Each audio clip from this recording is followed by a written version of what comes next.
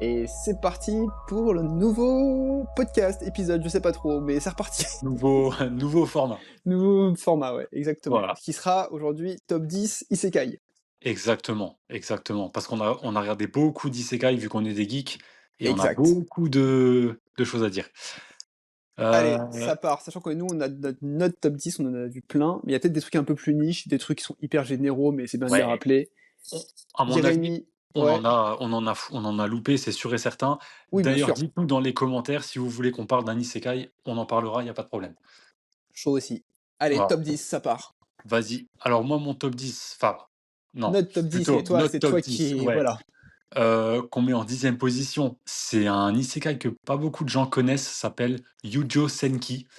Yep. Ça s'appelle aussi Saga of Tanya de Evil. Ok. Heu, En gros, on va suivre alors, si mes souvenirs sont bons, il me semble que c'était un mec à la base et en fait, il se retrouve dans un monde, qui ressemble un peu à bah, qui est en guerre, en fait. Il y a une espèce de guerre mondiale qui est en train de s'orchestrer et le personnage, principal va être incarné dans le corps d'une petite fille qui Mhm. s'appelle Tanya Deguretchaf. Ouais, je crois que c'est ça Ok. et en fait, ce qui est cool, c'est que elle va rapidement prendre du galon. Elle va, en fait, elle est assez froide dans ce qu'elle fait. Je vais pas dire il, même si on sait que c'est il, mais je vais quand même dire elle. Elle est assez froide, assez calculatrice, mais elle est pas mauvaise. C'est juste que on est en temps de guerre, donc elle doit s'adapter à la situation et elle s'adapte très, très bien à la situation justement. En fait, elle fait appel un peu à son expérience, de sa vie antérieure, qui se passe donc dans le Japon, de nos jours, si je dis pas de bêtises, pour un peu mettre ses tactiques en place et cetera. Par contre, il y a une chose qui est très intéressante, c'est que, le monde dans lequel elle est, il ressemble à 95 au nôtre, mais pas tout à fait. En fait, dans ce monde, ils ont développé des technologies militaires qu'on n'a pas dans notre monde, notamment le fait de pouvoir se déplacer, en fait, de pouvoir voler littéralement avec des différents appareils, lors des, je sais pas, lors des attaques quoi, tu vois? Ok. Voilà, c'est un manga que j'avais vu il y a très longtemps, donc Ok. je m'en rappelle plus à 100 mais dans mes souvenirs, il était vraiment incroyable et si je dis pas de bêtises, il y a une nouvelle saison qui va arriver bientôt. Saison 2, exact. Ouais, je sais plus quand. Je crois que c'est d'ailleurs le mois prochain peut-être même, En mais 2026, j'ai pas la date exacte, mais voilà, OK, bon ça bah, arrive prochainement. peut-être en octobre quoi du coup. Mm. Mais voilà, franchement hyper bien. Le personnage est, je vais dire attachant, dans un sens, comment dire? Parce que moi j'adore les psychopathes et voilà et elle fait un peu psychopathe, mais elle est pas, pas mauvaise, pas méchante. Voilà et je trouve qu'elle s'adapte super bien et pour l'instant il y a que 12 épisodes. Il y a je Ouais. crois quelques OAV et un film. Je recommande vraiment aux gens de regarder. S'ils aiment un peu tout ce qui est tactique militaire et cetera, tout ce qui se passe en temps de guerre, il y a pas de gore, hein, faut le savoir. Il y a pas de truc de giclée de sang ou et cetera. Enfin, quelques-unes, mais ça reste Mm. modéré. Mais c'est beaucoup dans la préparation, d'une attaque sur l'ennemi et cetera et j'aime beaucoup ça. Ouais, Voilà, donc là, du coup, Isekai ambiance plutôt militaire et très un peu plus militaire, moderne. très, très militaire. Contrairement au top 9, Log Horizon, qui là est à l'opposé, puisque Ouais, précurseur limite de tout ce qui est Heroic Fantasy, etc. dans les Isekai, même si l'animé a OK. été adapté un peu plus tard. Et là, on est un peu à la SAO, où t'as monde qui s'appelle Elder Tale, jeu en ligne, MMORPG, etc. Ah oui, Où en OK. gros, t'as les joueurs qui se retrouvent piégés dedans, à la SAO, pareil. Ouais, C'est pas très bien expliqué le système de, tu vois, autant SAO c'est expliqué clairement qu'ils ont un casque qui leur permet d'être dedans, etc. Là c'est un peu mis en surface que de base c'est quand même un jeu qui se fait un peu comme ce qu'on a aujourd'hui sur l'ordinateur, tu vois. ouais, Mais ouais. là c'est expliqué qu'ils sont piégés littéralement dans le jeu et tu suis en gros un perso qui s'appelle Shiroe qui est un geek, mais un geek c'est intelligent avec les lunettes qui est vraiment Ouais, voilà focus sur les stratégies, sur ce genre de choses, etc. Et bah, du coup, leur but, ça va être de continuer à poursuivre le jeu et d'affronter les obstacles. Et là, par contre, contrairement à d'autres choses, t'as pas de conséquences mortelles quand tu meurs, tu respawns. OK, OK. Voilà, donc tu vois, c'est un peu différent. Mais le truc est cool. Il y a 3 saisons, si je dis pas de bêtises, 2 qui sont un peu anciennes, la troisième qui est sortie il y a pas si longtemps que ça. Et je sais que pour beaucoup, c'est une bonne base de isekai. C'est ça qu'on l'a mis un peu bas dans le classement, parce que même il est bon sur plein d'aspects, il a un peu vieilli quand même. Donc par rapport à OK. d'autres, je trouve qu'il est moins fou. Donc c'est un SAO en mode léger, quoi, en fait. C'est un SAO léger, exactement. C'est OK, exactement comme ça qu'on OK, pourrait le qualifier. OK. OK, bah, vas-y, on passe au numéro 8. Exact. C'est un anime que beaucoup de gens aiment, il continue toujours, sa hype. C'est, No Game No Life. Faut savoir qu'il est sorti il y a maintenant, je crois, 13 ans, si je dis pas de bêtises. Ouais. Le concept était cool. En fait, c'est un frère et une sœur, donc un grand frère et sa petite sœur, qui sont complètement, déscolarisés, enfin qui font vraiment plus partie du coup, de la société et bah, tu te dis, enfin ils ont foiré leur vie quoi, tu vois? Mais en Ouais. fait non, parce que les 2 ont une extrême intelligence, mais vraiment un potentiel intellectuel de malade et en fait, ils s'en servent, dans leur chambre, pour se faire de l'argent, heu, piéger des sociétés, leur voler de l'argent et cetera. Bon bref, pour vivre quoi, tu vois? Tout simplement. En fait, ils ne se servent pas en fait, ils se servent de la société pour, bah, pour eux quoi, tout simplement, alors qu'ils n'en font même plus partie. Et le truc qui va être intéressant, c'est qu'ils vont découvrir un jour un jeu, j'ignore le nom, je sais plus, mais c'est pas No Game No Life, ça c'est sûr. Et en gros, ils vont se Oui. retrouver, bah, ils sont en fait dans un jeu, voilà, ils vont être immergés dans ce jeu Mhm. et en fait, dans ce jeu, tu as des espèces d'épreuves, qui leur seront, imposées et ce qui est cool, c'est que durant ces épreuves, en fait, ils vont pas seulement, bon, les gagner parce que forcément c'est les héros, mais ils vont réussir pratiquement à chaque fois à retourner le concept contre le créateur lui-même. Ce qui est absolument Mhm. dingue, quoi, tu vois? Ils vont user de d'astuces et de solutions tellement des fois hardcore Ouais. que même le créateur lui-même ou enfin l'inventeur du jeu va être là en mode: «Putain, mais même moi j'y avais pas pensé, enfin, ils sortent d'où ces gamins? C'est n'importe quoi», tu vois? Et Ok. donc non, vraiment il y a que 12 épisodes aussi, ça peut vite être regardé. Il y a un film aussi qui est en préparation. Ouais. Non, pardon, 2004. un film qui est sorti, oui, voilà. Un film qui est sorti, qui est un spin-off.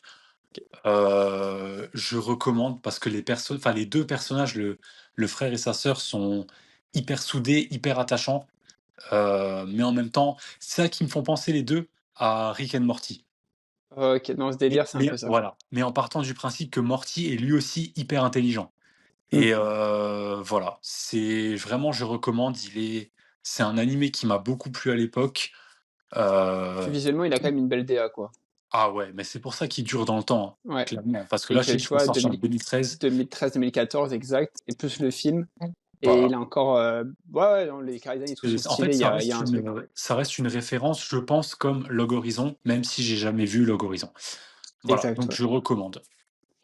Et maintenant, on passe au top 7, qui du coup est encore une fois pas à l'opposé, mais au contraire, c'est-à-dire que là, on repart sur du Heroic Fantasy avec Mushoku Tensei. On aurait pu le mettre Exact. un peu plus haut dans la liste, mais comme je disais, il y a un peu tout le côté fan service et border qui fait qu'il est un peu descendu. Donc on Ouais, parle ouais, quand ouais. même de l'histoire d'un chômeur de 34 ans, ok, qui a foiré sa vie dans le monde réel, qui est non pas transporté dans un jeu, mais qui suite à un accident est transporté dans un monde de magie qui est plus Ouais. ou moins réel. Enfin là, c'est pas un jeu vidéo pour le coup, c'est plutôt c'est une vraie réincarnation du un Isekai. Et là, il repart de début, quoi, en tant que bébé, mais avec sa mentalité d'adulte. C'est C'est pour ça vrai. que je trouve qu'il est un peu border sur plein de niveaux, malgré le fait que l'univers il est hyper développé.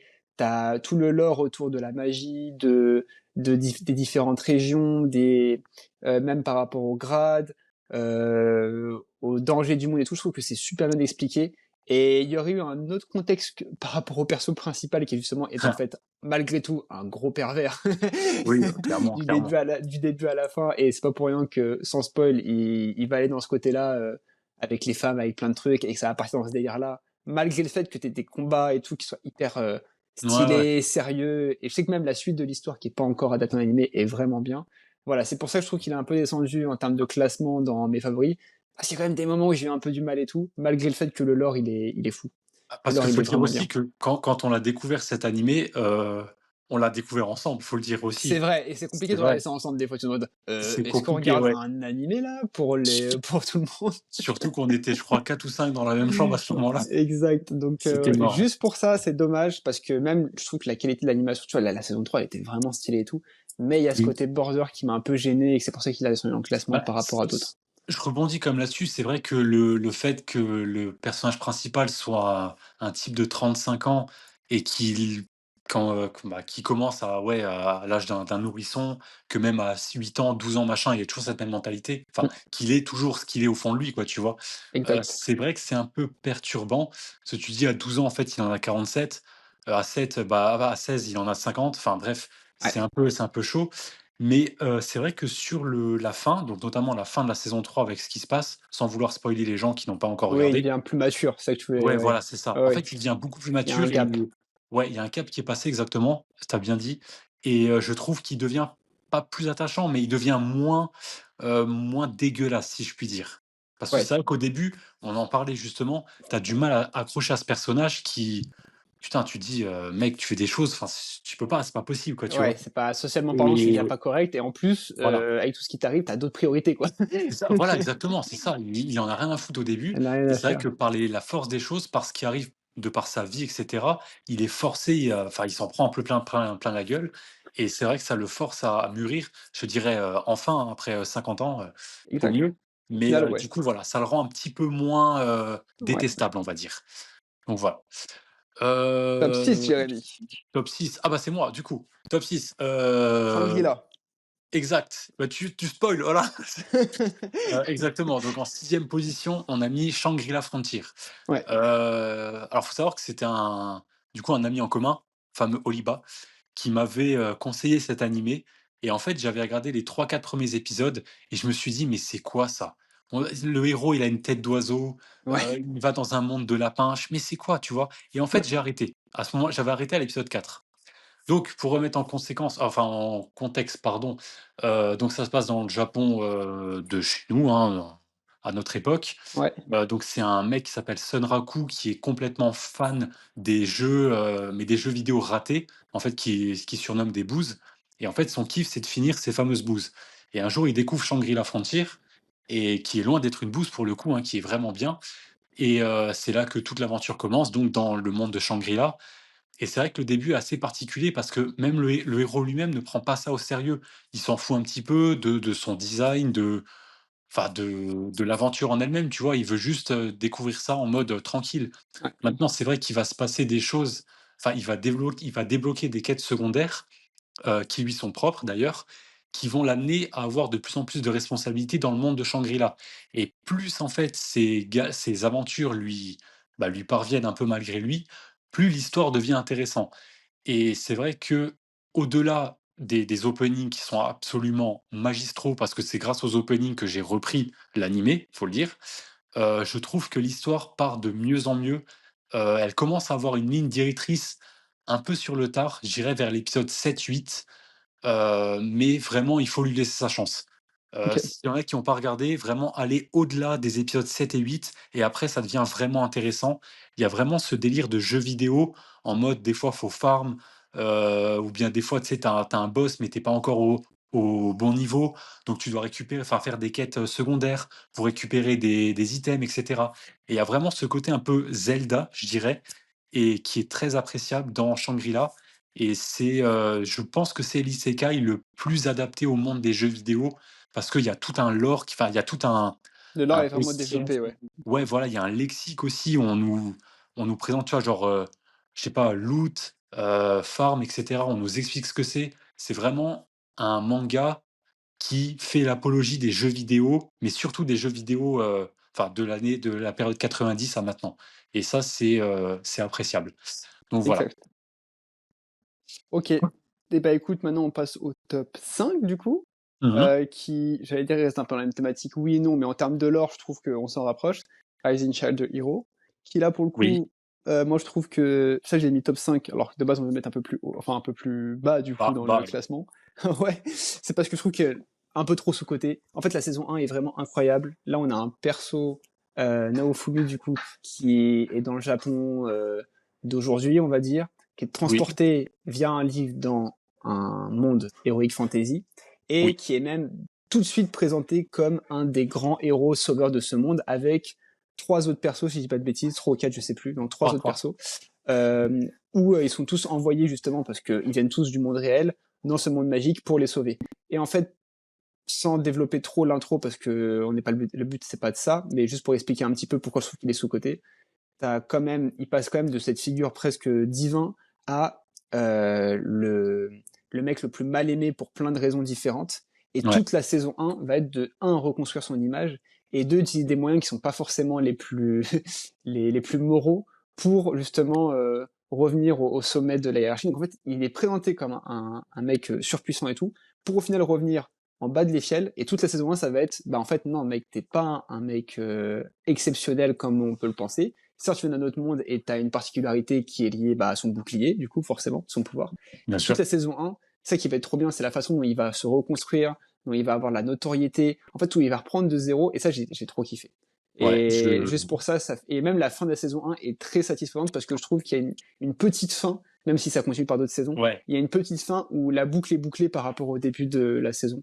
Et c'est c'est pour ça que je exactement trouve que ça. c'est un très bon isekai à ce niveau-là. Je te rejoins sur le fait que j'aime beaucoup le fait que, c'est vraiment le héros qui part de zéro, enfin qui doit À repartir de table de zéro zéro. malgré lui. Ouais, Et c'est vrai qu'en fait, il a ce côté, je sais pas, un peu Batman comme ça que j'aime beaucoup, où, il s'en fout des autres, il s'en fout de ce qu'on pense de lui, de ce qu'on peut dire sur lui.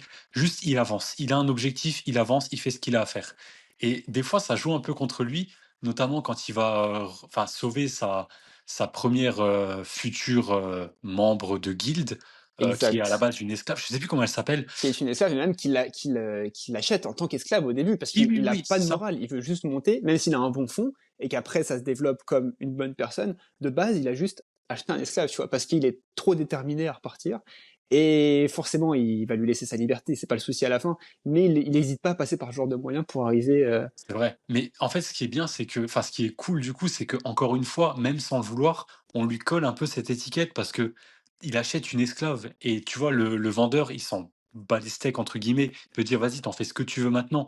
Mais c'est vrai qu'en fait, lui, à la base, bon, c'est vrai qu'il y a ce côté où il faut la faire level up, mais il lui veut aucun mal.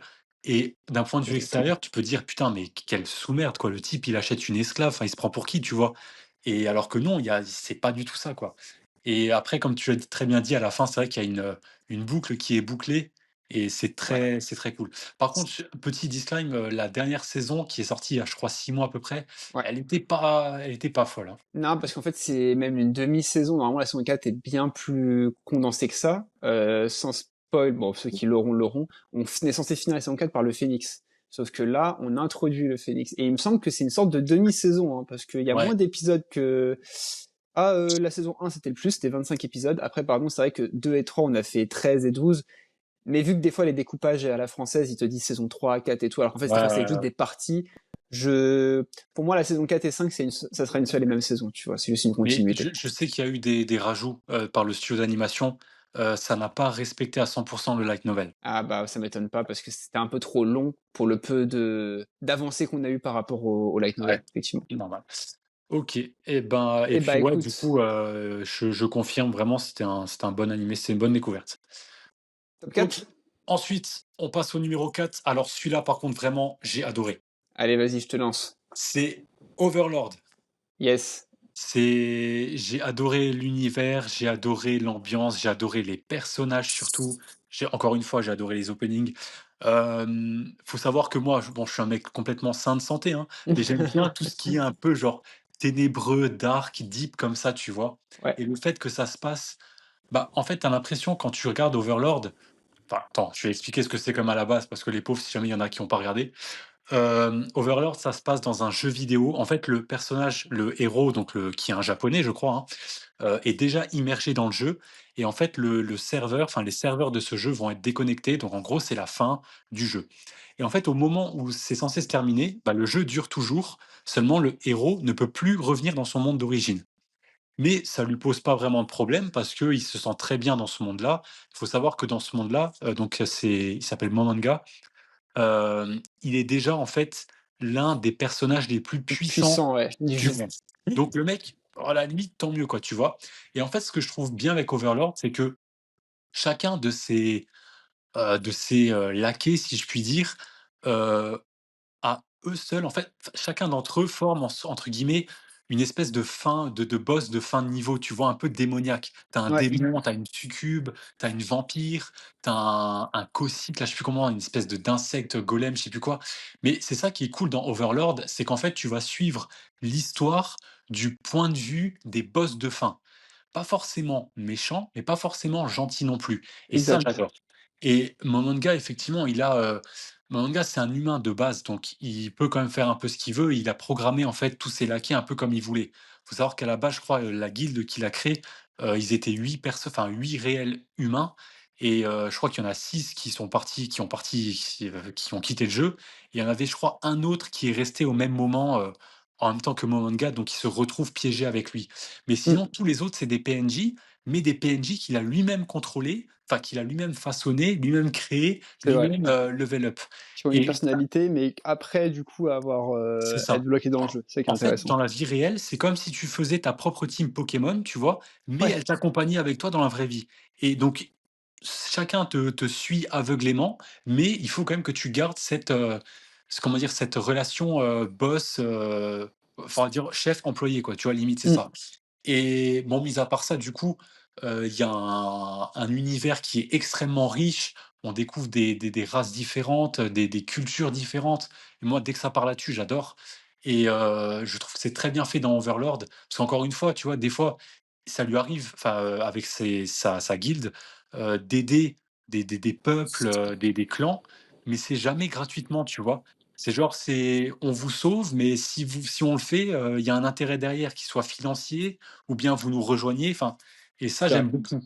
On parle limite là, à ce niveau-là, de géopolitique, mais j'en développerai pas plus parce qu'il y a un autre isekai qu'on a plus haut dans le top, qui développe bien mieux la géopolitique OK, je et vois lequel tu bref. veux dire. Ouais, mais bref, les gens, regardez Overlord parce que vraiment, il y a ce côté, putain sombre là, dark que j'aime beaucoup, mais tu suis ces personnages-là. C'est toi qui es, du côté des vampires, des zombies, des monstres, des démons, voilà et ça, j'aime beaucoup.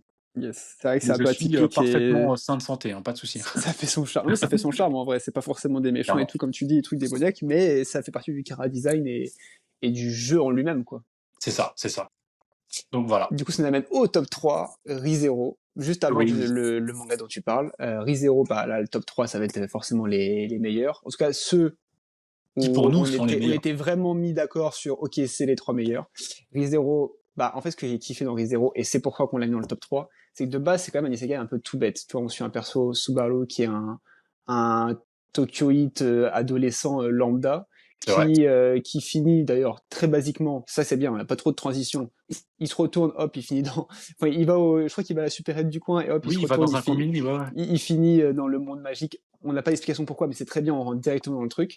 Ah, Et si, on a l'explication, il se fait pas poignarder? ah non, attends, tu vas trop vite. Au début, là, Oh pardon! juste, il arrive dans le monde, mais là, il n'y a pas de Ah pourquoi, de d'accord. comment, juste, il arrive dans le monde. Enfin, en tout cas, c'est comme ça que commence la saison. D'accord, OK, OK, pardon. Au début, il pense qu'il a des pouvoirs de fou, finalement, il a rien de spécial. Pour X raisons, il va très vite se faire tuer. Et c'est là que c'est intéressant, c'est qu'en fait, son pouvoir, c'est de revenir un peu comme une sauvegarde que tu as fait, à un point donné avant qu'il se fasse tuer. Donc ça peut être une journée, ça peut être... En fait, c'est toujours un point stratégique par rapport à ce qui s'est passé dans le scénario, mais c'est Exact. avant. Et ce qui est intéressant, c'est qu'on passe très vite d'un truc qui est un peu cuculapraline à un truc très gore et très brutal, Ouais, notamment le premier épisode où en fait il passe son épisode à courir derrière une fille, et finalement en la cherchant c'est là où il se fait tuer et il se fait salement poignarder, et c'est un ça peu me comme ouais. ça que commence vraiment la série. Et sans trop spoiler, il y a plein de situations où il va pas avoir le choix que d'utiliser ce pouvoir-là, qui est de juste se faire buter pour revenir en arrière, parce qu'il a fait des choix qui étaient pas les bons, parce qu'il y a eu des conséquences qui étaient trop catastrophiques dans ce monde-là pour passer à autre chose. Il a pas le choix que de revenir en arrière. Et c'est ça que j'ai trouvé intéressant, c'est ce mélange entre des fois, sur les épisodes, tu te dis, attends, c'est quand même vachement cucu ce que je regarde. Est-ce que vraiment c'est un truc de mon âge et tout? Tu vois, ça paraît trop gamin. Et puis d'un coup, t'as ce truc, je lui dis, oh ouais, ouais, ouais, ok, d'accord, là, là, c'est du sérieux, là. Il y a la bagarre. Et à la Mais bagarre. comme tu as Mais dit, c'est cool. c'est vrai que, au début, quand tu regardes Re:Zero, tu es là, tu dis: «Ah, c'est quand même un animé un peu, ouais, too much», quoi, tu vois? C'est à part ça, c'est moi qui fais les expressions de vieux, hein, mais là, c'est toi, là. Ouais, je sais, mais du coup, Et je trouve bon. que c'est intéressant parce que t'as dans cet univers-là un peu too much des vraies conséquences. Et en plus, c'est bien, c'est tu vois, il meurt pas pour rien. Quand je dis, il y a vraiment des trucs où tu te dis, ok, là, je comprends, il a pas le choix, tu vois. Il sait qu'il Oui, va en oui, prendre oui. plein la gueule, il sait qu'il même il va mourir de façon un peu sale des fois, mais il a pas le choix Ouais. que de revenir en arrière. Et c'est un peu ce qui fait tout ce charme de cet isekai, c'est que, en gros, il a pas de facilité en arrivant, il a pas de pouvoir de fou. Il a même limite un pouvoir qui est carrément contraignant parce il peut même pas le dire, tu vois. Je crois qu'il y a un truc où, s'il le dit aux gens, c'est très vite expliqué, ça aussi les gens soit meurent, soit comprennent pas ce qui se passe. Enfin, du coup, il peut même pas partager ce secret. Il vit avec. Et en Ouais, plus, il a pas le choix de l'utiliser des fois pour arriver à ses fins de manière correcte. Donc ça qui est c'est vrai. cool, c'est ce C'est vrai. mélange de ces deux univers dans un monde fantastique qui est plus ou moins bien développé, mais qui est bien. Franchement, qui est très bien. Oui, c'est vrai que l'univers, il est, parfois, c'est un petit peu lent. Il y a des épisodes qui sont assez, C'est vrai. un peu creux, mais c'est vrai que dans l'ensemble, c'est très bien. En fait, tu t'attends pas à ce que cet animé, parte dans ce genre de direction et c'est ça qui est cool. C'est vrai qu'au début, tu dis: «Ah bah, ouais, il va se passer ceci, cela», mais en fait, non, ça devient beaucoup plus, sombre, étonnamment et c'est vrai que Exact. tu as des scènes qui sont parfois à la limite de l'insoutenable, quoi. Parce Ouais. que ça implique, des personnages, parfois très, très jeunes, ça implique beaucoup de sang, beaucoup de machin, enfin bref, des fois ça peut mettre mal à l'aise. Mais Mais bon, ça sert le mais scénario, ça c'est ça qui est sert, ouais. important. C'est pas du fan service pour le coup, ça sert le scénario et ça c'est très cool. Puis nous, c'est ce qu'on aime quoi, de toute façon. Voilà, on est totalement sain d'esprit, mais dès que ça part en tuerie, voilà, on est On adore, on les adore. animés, hein, dans les animés. Ouais, bien sûr, bah, bien évidemment. Les fous, tu Mais sais, c'est vrai. du Mais moi, ouais, vice. j'ai découvert cet anime il y a pas longtemps et c'est vrai que encore au-delà des openings que je trouve géniaux, c'est vrai que les personnages sont Exactement. vraiment très, très atypiques, un peu comme Overlord d'ailleurs. Il y a des personnages que tu peux retrouver un peu dans cette ambiance, où ils sont dérangeants, ils sont assez malsains même. Mais ouais, j'aime beaucoup et là d'ailleurs le mois prochain, la nouvelle saison sort. Exact. Saison Voilà. 5 4 je sais plus. 4 4 ouais. je crois, si je dis pas de bêtises. Mais ouais, donc du coup, j'ai hâte. Par contre, le seul truc que je regrette un petit peu, c'est la dégaine de Subaru. Il a un vieux survêt là, comme, Gohan, dans Et bah l'épisode oui, mais en tu vois, c'est 2016. c'est pour montrer le contraste justement entre le monde, Ouais, de moderne et le monde, bah, je préférais qu'il ait quand même d'autres vêtements des fois, mais bon, je ouais, je regrette un comprends. petit peu. Même son visage, je le trouve pas très charismatique. Mais en fait, ce qui est cool, c'est qu'il devient charismatique Il par le ses devient, actes ouais. et ça, Exact. c'est vraiment Ça, bien. c'est cool, ouais. Ça, c'est voilà, ça crée un contraste, donc du coup, c'est peut-être voulu, en fait, par l'auteur, le fait qu'il ait pas de dégaine et qu'il ait un visage assez banal, Ouais, de genre de second ou troisième rang, si je puis dire. Mais de par ses actes, de par son courage, c'est vrai il se met en valeur, quoi. OK exact. et bah, du coup, Top on peut 2, passer au numéro 2 et c'est c'est toi moi qui là, quand parce que je là, du coup, me c'est ton truc de cœur, donc vas-y. ouais, c'est vrai que j'aime beaucoup, c'est moi quand je me réincarne en slime. Yes. Alors je vais expliquer pourquoi c'est, un peu de cœur. Déjà parce que j'adore le personnage principal. Je J'adore ce design un peu à cheval entre femme et homme, tu vois? Que je trouve vraiment cool parce que mine de rien, il y en a pas beaucoup des personnages comme ça. On pourrait citer Ranma un demi, mais c'est pas vraiment le cas. Mmh. Mais je trouve ça bien que le héros soit ni un homme ni une femme. Déjà ça, c'est cool. Pardon si j'ai spoil.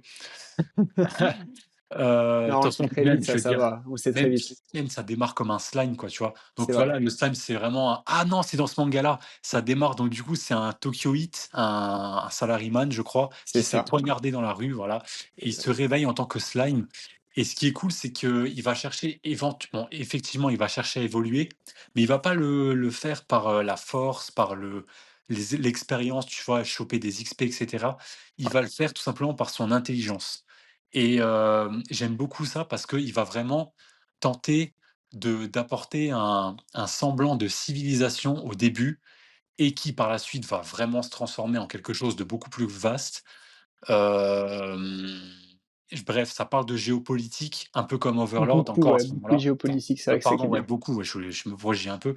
Ça parle beaucoup géopolitique, annexer des régions et cetera, avec, tu sais, des comment dire? Ce qui se faisait à l'époque, des mariages un peu arrangés comme ça, Ouais, avec des membres souverains, avec la royauté d'un pays ou d'un autre et c'est vrai que ce qui est cool dans cet anime, c'est que le combat, bon, il y a des combats, mais c'est pas forcément la solution à tous les problèmes. Encore une fois, la solution maître, donc qui est pour une bonne, comment dire? Une bonne gestion, c'est la diplomatie et ça, j'aime beaucoup. Ça fait un peu Naruto. En fait, c'est Naruto, c'est un manga de baston à la base, mais c'est vrai que C'est vrai. Naruto, il a toujours son blabla no jutsu.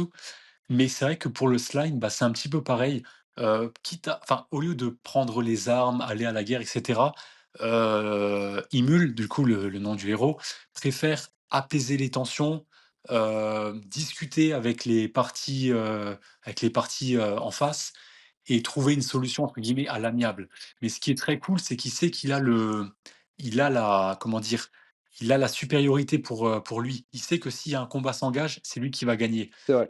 Et des fois, il le fait remarquer à ses ennemis potentiels en mode: «Bah, je vous laisse le choix».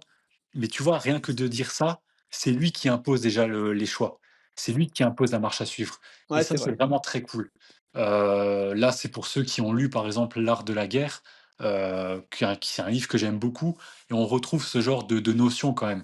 Le fait qu'une bataille soit gagnée, bien avant qu'elle commence, enfin, Exact, tu ouais. sens que tous ces préceptes, tu sens que Imul, à la base, c'est quand même un type qui doit quand même être intelligent un minimum, qui doit avoir de la culture et il s'en sert dans ce monde et ouais, je trouve que c'est hyper bien développé.